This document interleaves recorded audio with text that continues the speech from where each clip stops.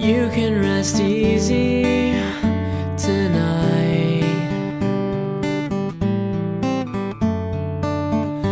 Everything is gonna be alright, I promise. Hello, boys and girls. This is Zach Dent coming through you through your computer.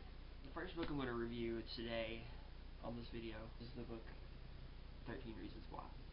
This book is a very interesting but very hard-hitting book.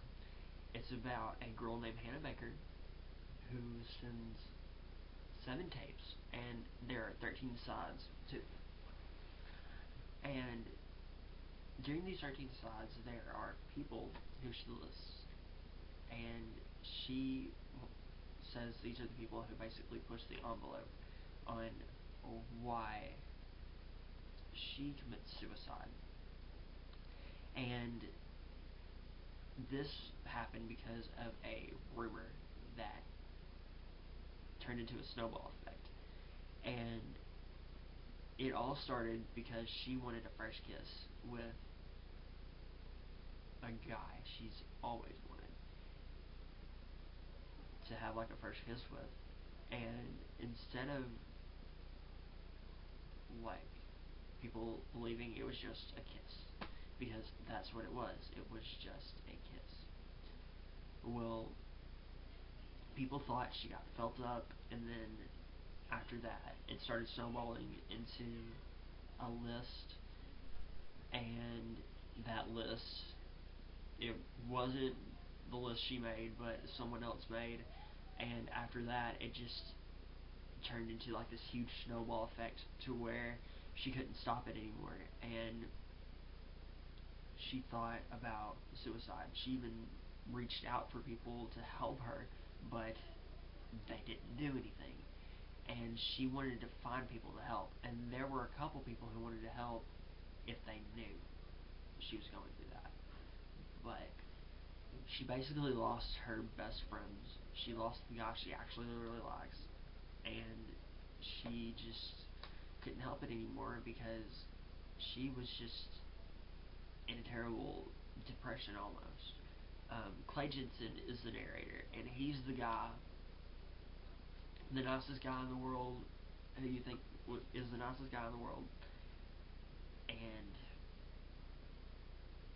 I will tell you this, he is on the list, but he's not supposed to be on the list. If you read the book, you'll know why, or if you have read the book, you'll know why. I'm going to tell you my personal views on it. Okay, first, I liked the book, but I wouldn't call it my favorite book. Reason being is because this book made me think of a lot of stuff, like my friends. What if they were going to do stuff like that? Would I help them? If I did that, what would happen to me? Because being a Christian, I really think that if you commit suicide, it's like just you're killing yourself. You don't sit there. It's not anything. You take your own life. It kind of bothers me that there are a lot of people in the world who turn their attention to suicide instead of asking someone for help, and that's what kind of hit me a lot. If you read this book, I promise you'll like it. And here are a caution for a couple of things. One, the book is a little bit graphic, meaning it talks about not much of a sexual relationship, but what actually happened to her. Two, there are some cuss words in there. I mean,